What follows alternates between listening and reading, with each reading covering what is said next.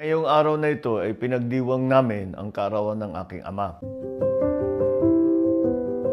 Dahil pandemya, nagkaroon lang kami ng simpleng komemorasyon sa Ilocos, nagkaroon ng misa, nagkaroon ng wreath laying.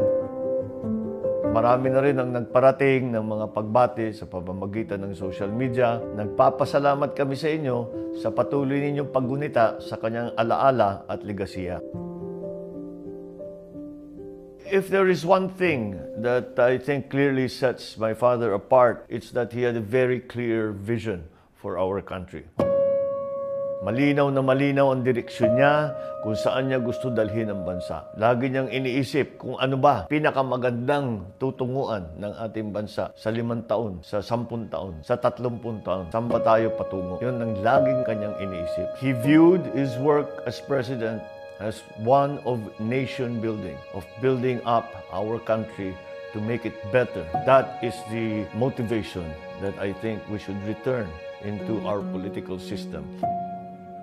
Nagsimula sa kanya ang mga pundasyon, yung mga basic na pangangailangan ng tao ay natugunan. Unang-una ay kailangan may makakain ng tao. Dahil dito ay kanyang binuo yung IRI, International Rice Research Institute. Yung research kung ano yung pinakamagandang binhi, paano ang pinakamagandang mga teknolohiya. Pinalawak niya ang irrigation system hanggang sa production, nagbibigay ng production loan. Magpoproseso, gobyerno rin. Meron tayo dati Food Terminal Incorporated, yan ang bagsakan. At yung mga wholesaler doon pumupunta. At ang presyo ng mga bilihin mas mababa kaysa sa komersyal dahil ang gobyerno ay dapat hindi pinagkikitaan yung ating mga produkto na dinadala sa taong bayan. Ang dulo nitong proseso na ito ay yung Kadiwa Center. Ito yung parang sari-sari store. Yung una malalaki pero paliit ng paliit hanggang nagkaroon pa nga ng rolling Kadiwa ang tawag. Doon maaring bumili ng mura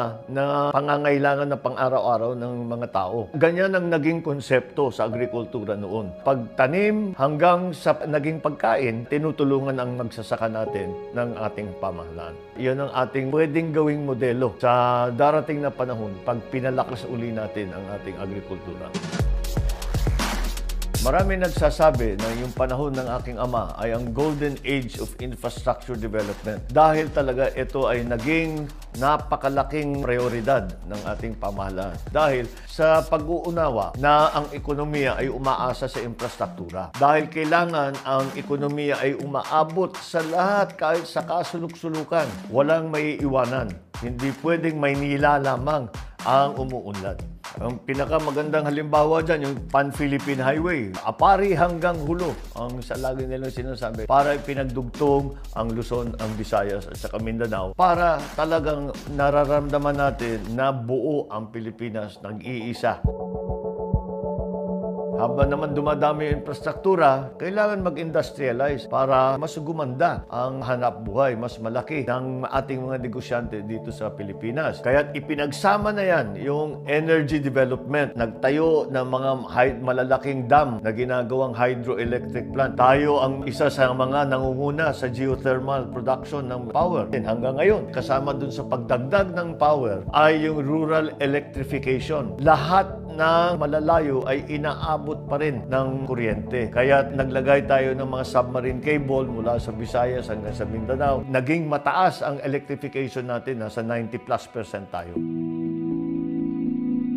Sa larangan naman ng edukasyon, ito ay pinakamalaking prioridad talaga ng aking ama. Unang pangangailangan ay yung pagdagdag ng school building. Kaya na-imbento yung tinatawag ng Marcos Prefab School Building. Yung prefabricated, hindi pa nauso yan noong 1967, 66. Dinala natin yung teknolohiyang yan para mas mabilis ang pagpatayo ng school building. Tapos yung training ng mga teacher, malaking bagay. Kung magaling ang teacher natin, magiging magaling ang mga graduate nila. At yan ang mga kailangan natin para pagandahin natin ang Pilipinas. Yung mga ibang lugar na walang college, nagkaroon tayo ng sistema ng University College. Ngayon tinatawag na SUC, State Universities and Colleges. Yung mga specialist institute, kinabanggit ko na yung IRI, RITM na ginagamit natin ngayon, Research Institute on Tropical Medicine. Marami rin yung mga tinatawag na Marcos Scholar. Nakapag-aral sa Germany, nakapag-aral sa Amerika, nakapag-aral sa Europe, nakapag-aral sa Middle East, kung ano-ano yung naging specialization nila at ang kanilang pambawi talaga ay tumulong sila sa pamahalaan dahil expert na sila. Nung panahon na yun, tayo ang pinakamataas na literacy rate sa Asia dahil dito sa kanyang development ng edukasyon. Isa sa pinakamalaking prioridad nung panahon ng aking ama ang healthcare. Kaya't marami siyang itinayo, mga ospital, yung heart center, lung center, children's hospital, kidney center ang tawag noon, para meron tayong specialist hospitals. Ang problema kasi hindi na tayo nakapagpatayo ng malaking ospital mula noong 85. Kaya naramdaman natin kaagad nung nag-COVID, naging mabigat ang dami ng pasyente. Naramdaman kaagad natin ang pagkukulang.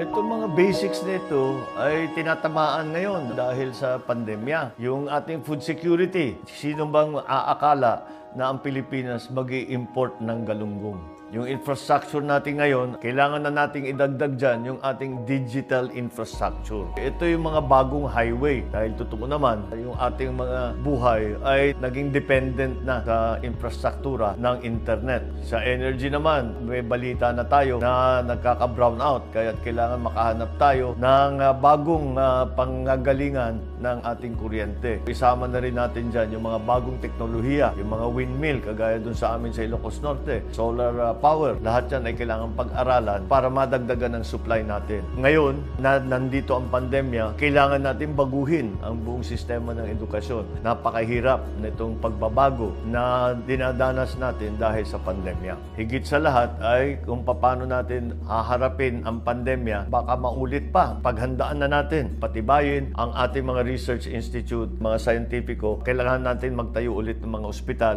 Kailangan natin paratingin ang healthcare sa baba.